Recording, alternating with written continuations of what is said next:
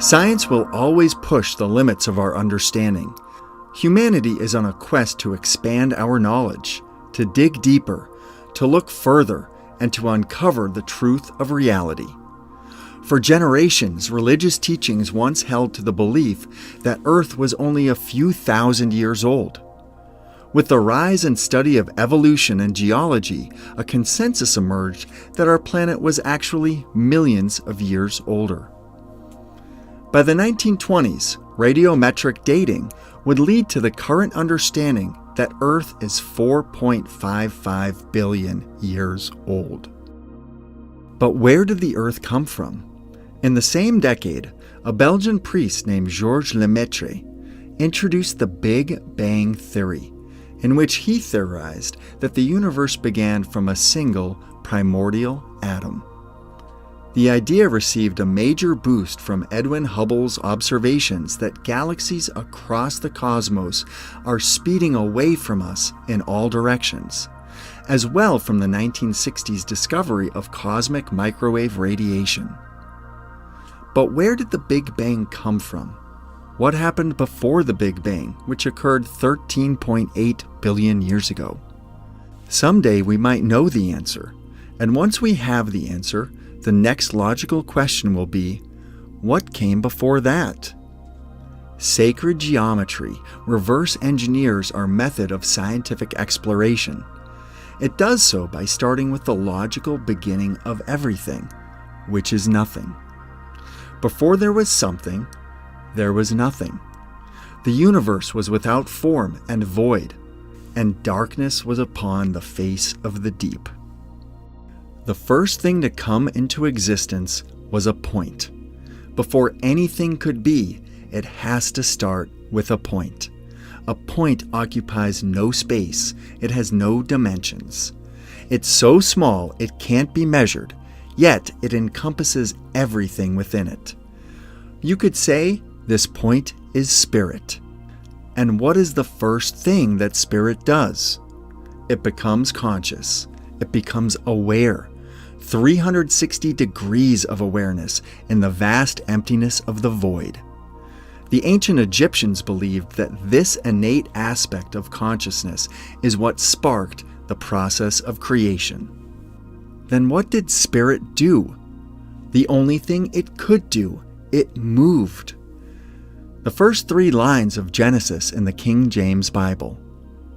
In the beginning, God created the heaven and the earth was without form and void, and darkness was upon the face of the deep, and the Spirit of God moved upon the face of the waters. And God said, "Let there be light," and there was light. Now, interpretations of the Bible have varied a lot over time, but the important thing to note here is that movement happened before there was light. From the vantage of pure physics or mathematics, motion is impossible in a void. You can't go anywhere, or fall, or rotate. There's just infinite emptiness in all directions. So in order to move, you need something in relation to move to. Before there was light, there was movement. Once spirit created a point in space, it was able to move to the edge of its awareness and expand consciousness, creating another circle to form the Vesica Pisces. This football-shaped opening in the middle is the geometric image through which light was created, and it is also the geometric shape through which our eyes receive light. Spirit would continue to expand its awareness, following the Genesis pattern, by moving to each intersection of the circumferences and expanding. The second movement creates the third circle, which forms the Holy Trinity. With each movement, more information unfolds. By the fourth motion, we have moved halfway around the first circle, 180 degrees from the first motion. On the 4th day of Genesis, exactly half of creation was completed. After 6 movements, 6 days, a geometric miracle takes place. We have a complete pattern, the seed of life. This complete pattern is called the seed of life, for it contains the recipe of life and all its potential. The second rotation of circles forms a three-dimensional shape. The ancients who were concerned with life and death called this cluster of spheres the egg of life. Your entire existence is dependent on the egg of life structure. Everything about you, from your height to your eye color, was created through the egg of life form. Spirit would continue this pattern with a third rotation.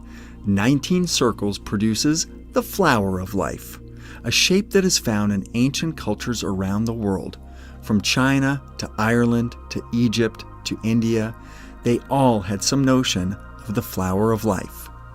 Why is this shape so special? Because the information hidden in the flower of life is so important and so sacred that our ancient ancestors had to keep it secret, which was appropriate at that time. However, now, we either use the information or fall further into darkness. When the flower of life is extended out and all the circles are completed, the fruit of life is revealed. This is the secret. Out of the flower comes the fruit. The fruit of life is an entirely feminine shape. Curved lines are feminine. They represent formlessness and emotion. Once we add masculine energy or lines, the formless begins to take shape. This is Metatron's cube, and it contains the fabric of reality because out of this shape, we get the Platonic solids. Platonic solids have faces that are all the same size, edges that are all the same length, angles that are all the same degree. And if put into a sphere, all points will touch the edge of the sphere. These shapes were studied in ancient times by the Egyptians, who passed the knowledge to the Greeks, where Pythagoras would study them, and later Plato, which is where we get the name Platonic. There are 5 Platonic solids: the cube, the tetrahedron, the octahedron, the isosahedron, and the pentagonal dodecahedron. Earth, air, fire, water, and ether, or prana. Each Platonic solid corresponds to a different element, and every element of the periodic table has a geometric relation to one of the Platonic solids.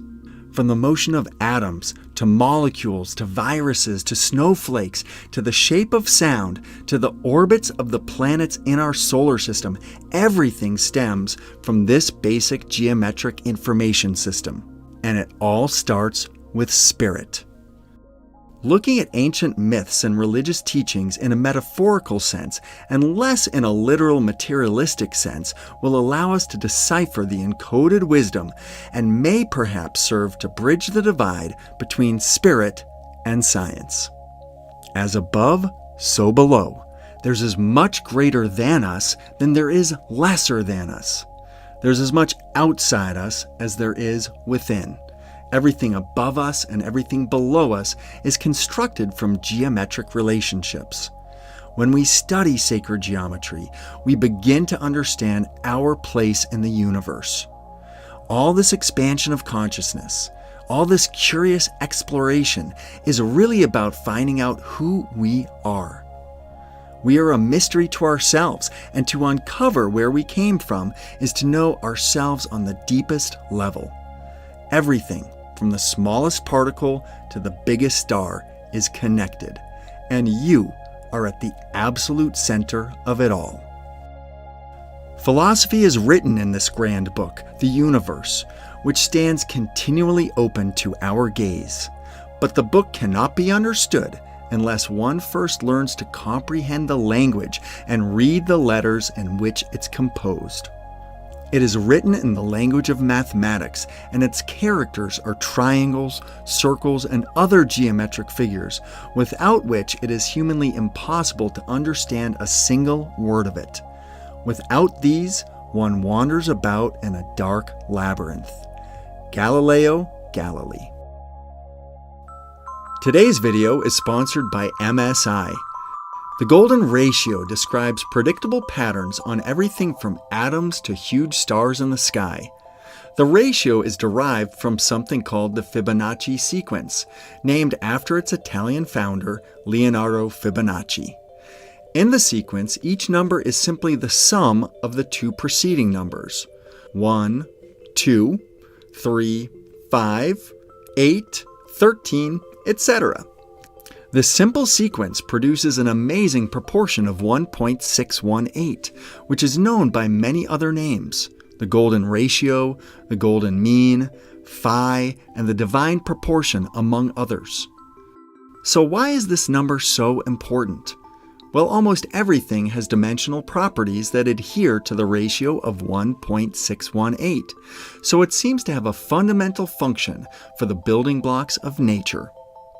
For billions of years, life on Earth has evolved around this proportion to maintain balance and harmony.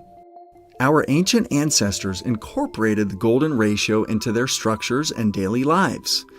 And today, our best technology continues this evolution, for it follows the laws of nature to design user experience, enhance aesthetics, and efficiency.